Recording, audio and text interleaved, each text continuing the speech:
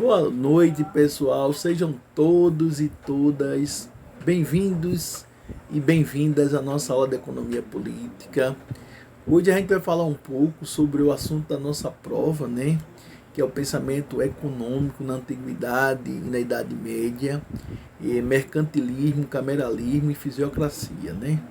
Então a gente começa com o pensamento econômico na Antiguidade, né? Grécia, Roma, né? Então, por que o comércio se impõe? Então, na realidade, se colocava porque Grécia constituía, né, um meio econômico favorável, né? Então, a Grécia se constituía um meio econômico favorável. O solo ruim, mas posição geográfica, né? Então, na realidade, considerando-se a influência, né, do meio sobre as ideias, né? Porque não se desenvolveu o pensamento econômico estruturado. Por que não se desenvolveu o pensamento econômico estruturado? Aí vem, por quê? Predomínio da filosofia. Predomínio da filosofia. Então nós vamos ter o seguinte: interesse geral sobre o que? O particular. Cidade ameaçada. Cidade ameaçada, aquelas guerras de conquistas, subordina o quê? O indivíduo. Então, o indivíduo ficar subordinado aos interesses do Estado. Então, aí vocês vão ter a igualdade, né? Essa igualdade eram recursos limitados que impunham o quê? Impunha a solidariedade. Então, a solidariedade, ou seja, o eterno tormento da Grécia, né? O eterno tormento da Grécia, conceito estático. Então, sobre o domínio da ética, ou seja, havia o que? O desprezo da riqueza. Então, havia o desprezo da riqueza, né? E louvor à virtude. Então, o homem virtuoso, né? Então, deveria se desprender da riqueza, né? Isso, e ser um homem virtuoso.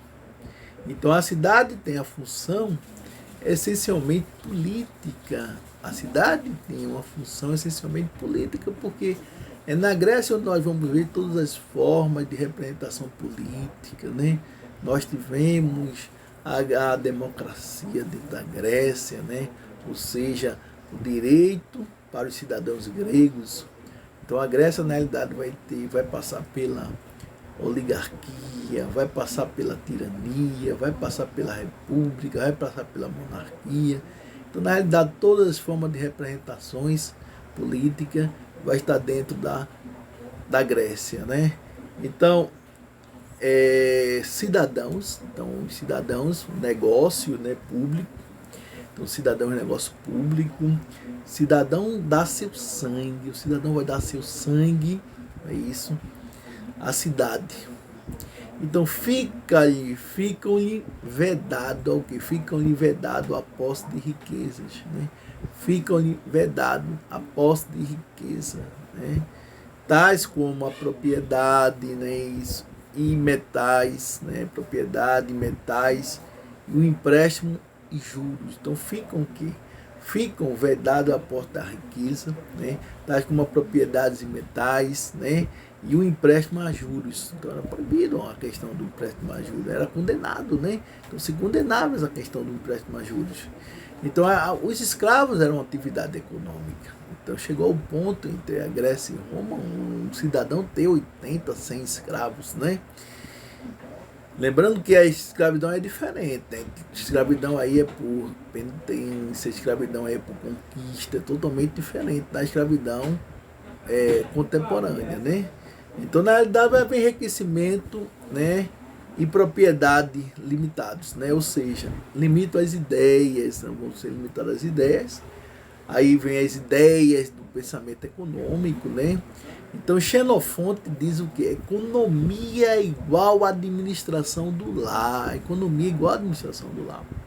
Ou seja, Platão, na realidade, ele vai ter uma vida, ele vai enfatizar a vida econômica numa perspectiva ética, né? A questão da vida econômica numa perspectiva ética, ou seja, as polis. Ou seja, vamos garantir a vida garantir a vida comunitária. Vamos garantir a vida comunitária. Ou seja, naturalmente surgida da virtude, né, da especialização do trabalho, né, a virtude da especialização do trabalho. Então vai haver aquela questão de coesão, né, coesão social que deriva de quê? Da divisão do trabalho e troca. Ou seja, já Aristóteles ele vem enfatizar as relações entre o cidadão e a cidade.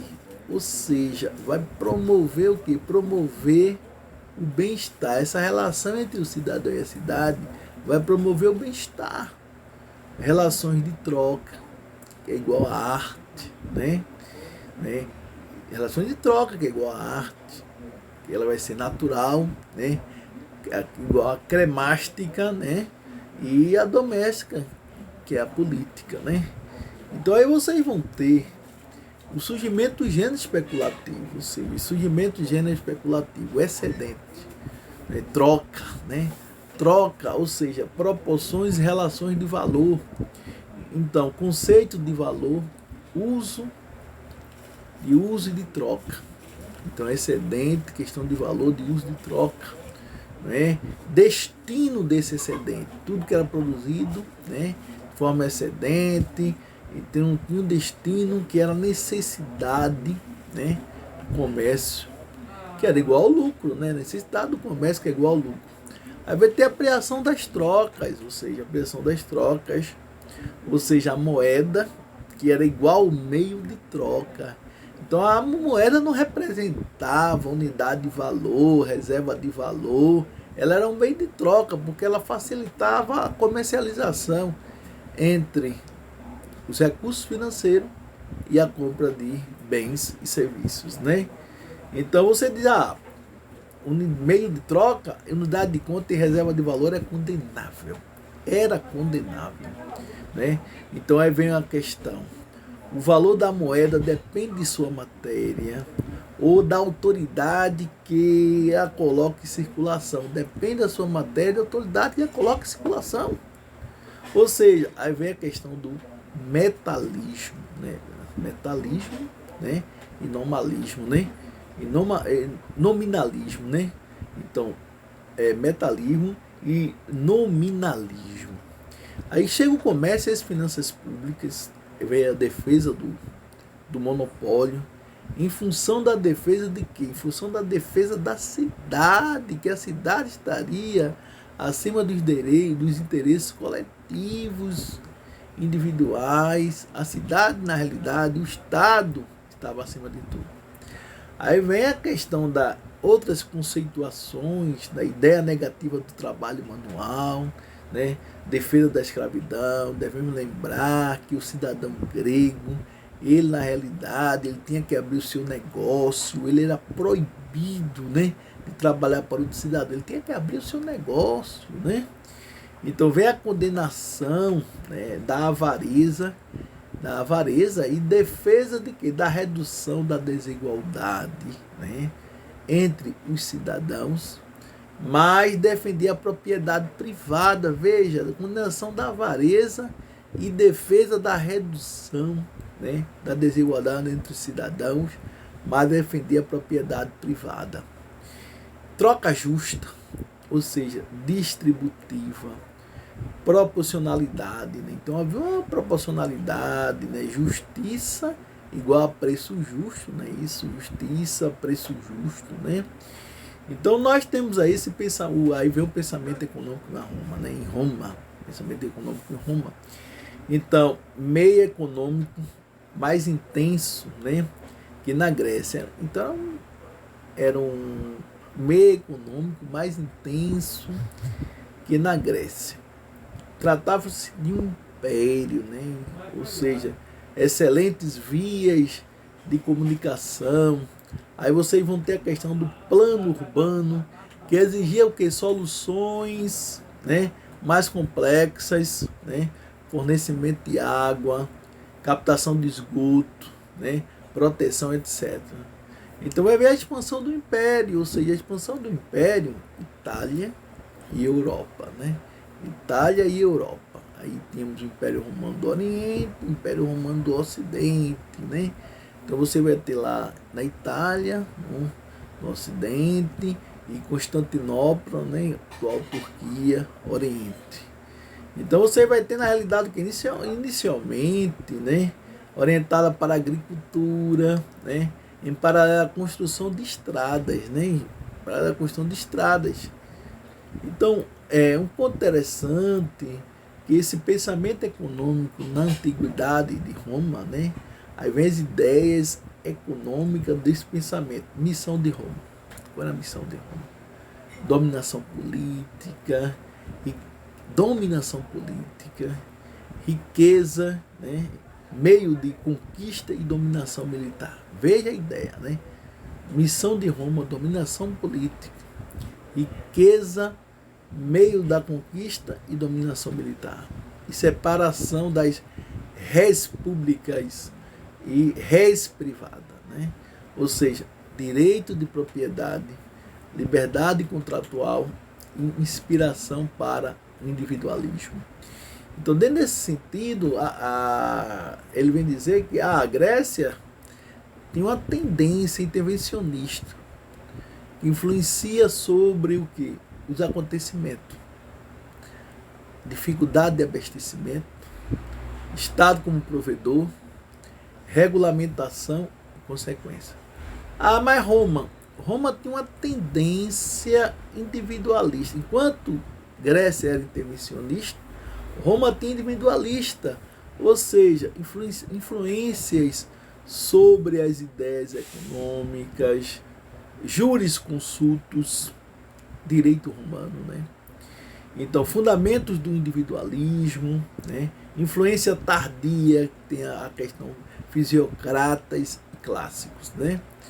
Então, ambas emergidas do pensamento econômico antigo jamais deixarão, ora uma, ora outra, mas fazer sentir o que é a sua influência da evolução das doutrinas econômicas. Aí vem a questão do caráter imperial, anticapitalista, da ética paternalista cristã. Então a gente vai se desbruçar agora, né, o pensamento econômico na Idade Média, né? Então os grandes escolásticos pré-socráticos, então a gente cita Tomás de Aquino, Santo Agostinho. Aí vem século V a século XI. Aí vem a crise do Império Romano, o feudalismo, ou seja, a fragmentação política.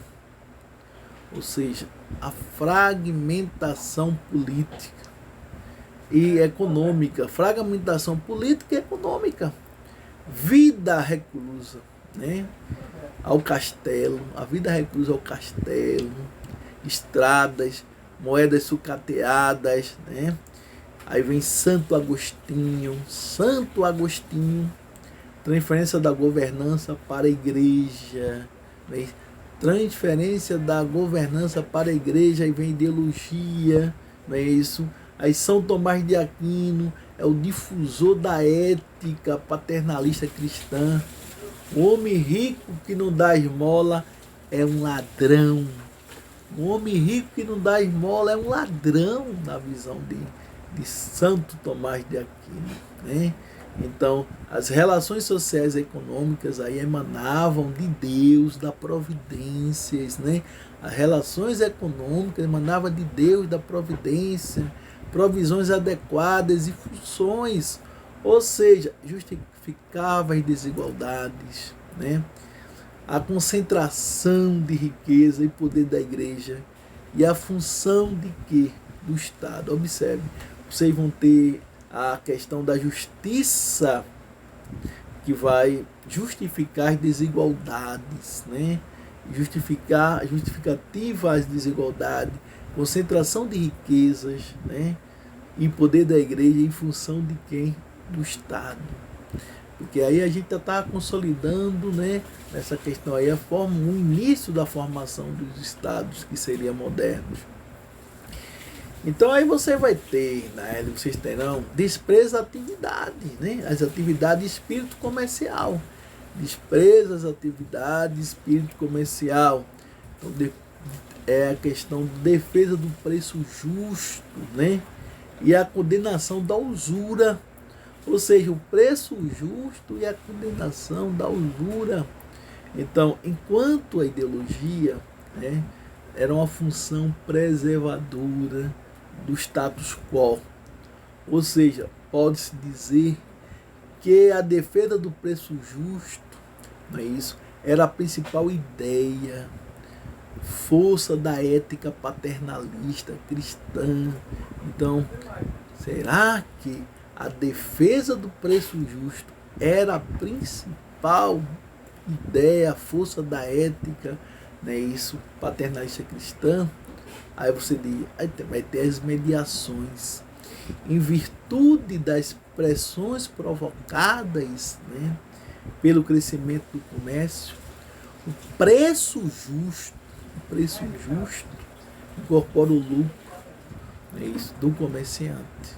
Aí vai ter a questão da troca desigual, né? Não é necessariamente justo. A troca desigual não é necessariamente injusta. A usura, né, que justificava para a mora, e no caso de lucro cessante, né? Ou seja, aí você vai ter, aí vem essa ruptura e o surgimento da ética protestante, onde a ética protestante vai dizer a valorização do trabalho e negação do ócio, predestinação. Então lembramos que, de acordo com Max Weber dizia que dentro dessa ética protestante havia necessidade de que o homem era dignificado pelo seu trabalho, pela sua riqueza, aquele que não produzisse excedente, aquele que não produzisse riqueza não seria salvo. O rico seria salvo, o pobre não. O rico seria salvo, o pobre não, porque o rico, ele na realidade, ele produzia excedentes, os empreendedores, né, produziam excedentes. Então vem Lutero, vem a defesa do trabalho, mas a condenação de que? Da riqueza. Defesa do trabalho, mas a condenação da riqueza, principalmente a usura, pois afasta da vida de trabalho. Então nós vamos ter aí o que? A concepção também de Calvin, que a predestinação era singular, ou seja, dom, vocação. Então aqui, né, a justificativa para acumulação, né, e lucro, né, e o lucro e da usura. Então vamos ter uma distinção aí entre empréstimo de consumo e de produção. Empréstimo de consumo e produção, né? Vai ver a regulamentação, que a gente depois vai ter aquela questão dos banqueiros, né? Onde seja, colocava as moedas nos bancos das feiras, né? A princípio foi condenada essa questão dos empréstimos, depois se autorizou a questão dos empréstimos, né? Então, pensamento, né, na Idade Média, né, na Antiguidade, na Idade Média, vai ser consolidado. Grécia, submetida à filosofia. Então, a economia era explicada pelos grandes filósofos, Platão e Aristóteles, né, Xenofonte, né? Então, Roma, a política. Então, na realidade, a política estava acima de tudo, né? Então vem a Idade Média e traz a ideia de moral, né? A moral cristã, não é isso? O homem que não dá esmola, o rico que não dá esmola, ele é um ladrão. O rico que não dá uma esmola é um ladrão. Aí vem a menor importância atribuída ao individualismo, não é isso? Em detrimento do coletivismo, né? Do coletivismo. Então vejamos, então nós temos aí, né, na realidade, o pensamento econômico na idade, né, na antiguidade, né, e na Idade Média, né? Então isso é muito importante, a gente vai enfatizar na nossa prova, né, essa questão aí desse pensamento econômico. Então, espero aí que vocês, né, façam aí uma boa argumentação, né, dentro dessa questão aí. E porque a gente vai trabalhar também essa questão do mercantilismo, né, do mercantilismo, que é importante para nós, essa questão do mercantilismo e cameralismo, né? Então, professor Cláudio, mercantilismo e cameralismo, né? Então, vai ser importante aí dessa nossa discussão essa questão aí do mercantilismo e do cameralismo. Então, a gente vai ter aí um ponto interessante. Então, a boa compreensão do mercantilismo, né? Então vocês vão ter a questão da balança de pagamentos, né? Que vai dar uma sustentação à proposta, né? A proposta mercantilista de uma longa série de restrições que afetavam o montante e a composição de quê? Do comércio internacional. Então, de modo a assegurar um superávit, né, constante na conta dos registros. Então, a gente observa que a importância do acúmulo dentro do mercantilismo, do acúmulo de ouro e prata, né, como vimos, era estimular a oferta doméstica de bens e serviços, e com isso o enriquecimento do reino. Então a gente tem um princípio do metalismo: quanto mais metais preciosos o Estado tivesse, ele teria poder, né? Ele seria poderoso, porque quanto mais riqueza ele dispusesse, ele poderia investir, né, no seu exército, né, nas suas navegações, né?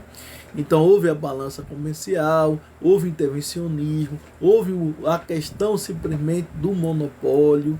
Então a gente tem aí só que a teoria monetária é mercantilista. Para que vocês tenham uma ideia, a tese monetária do mercantilismo foram se desenvolvendo, né, à medida que surgem os problemas inflacionários, né, trazido pelo grande fluxo de ouro e prata, né, que inundou a Europa, vindo das colônias americanas.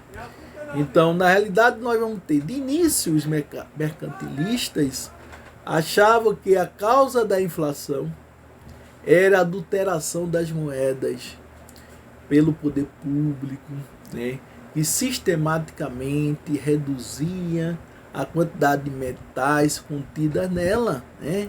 Então, com isso, a gente deve observar um ponto muito interessante. As moedas de maior teor, né, que eram os metais preciosos, são expulsas do mercado e substituídas por quê? Pelas moedas má. Ou seja, o que é isso? De acordo com a lei formulada pelo inglês, né, isso, Thomas Gresham, né, e os preços dos bens inflacionados. Então, embora ainda mantivesse a mesma paridade com os metais preciosos, né? Então, observe, então aí vem Jean Bodin, né, o grande Jean Bodin, em 1568, ele vai falar do combate a essas ideias, reconhecendo que é de fato, né, o afluxo dos metais preciosos, e explica a alta dos preços. Bodin formula a ideia, a lei que o poder de compra das moedas, não é isso, de ouro e prata, é inversamente proporcional à quantidade de ouro e prata existente no país. Ou seja, mas entendam, não identifica claramente o mecanismo de conexão entre a moeda e os preços. Embora a tese de Bodin tenha sido admitida por muitos séculos, né, para muitos, né, no século XVII, isso não impedirá, né, que se mantenha a crença mercantilista, segundo a qual a riqueza de uma nação está ligada à abundância interna de moedas, né? Então veja, aí vem a ilusão da moeda, né? A ilusão da moeda. Então a interpretação de como o lado monetário da economia poderia, né, afetar a produção real. Era um tanto tosca, né, entre os mercantilistas. Isso favoreceria a ilusão monetária, né, de se associar a riqueza ao dinheiro em circulação. Portanto, eu gosto muito de enfatizar, a despeito dos avanços fornecidos pelos estudos de Baudin, né, Jean Baudin, ainda faltava entre eles uma teoria monetária, tema de que alguns pensadores ocupariam, né, no século XVIII. Então, somente nessa época surge uma compreensão da teoria clara, né, que não seria possível atrair, né, indefinidamente, mesmo monetário, para o reino. Então, uma vez que o afluxo, né, influxo constante da moeda iria inflacionar, né, os preços domésticos e com isso reduzir a competitividade entre os países, né? Então aí vem o mercantilismo de Hume, David Hume, né? E Locke, né? John Locke, né? David Hume e John Locke. A identificação do mecanismo interligado, moeda e preço deve a David Hume. E antes dele, a John Locke, em pleno século XVII. Tais autores podem ser pensados como os primeiros, né, precursores do que hoje se conhece uma teoria quantitativa da moeda. Então, segundo tal, a moeda afeta diretamente os preços, mas tal efeito é atenuado se houver variações na demanda monetária, de modo que as pessoas tenham moeda, é isso, por menos tempo, né? Ou, em outras palavras, aumente a velocidade de giro da moeda, certo? Então, vejamos, aí vem a teoria do crescimento econômico, né? Outro mecanismo que refreia a relação direta entre a oferta monetária e inflação e o crescimento econômico, né? E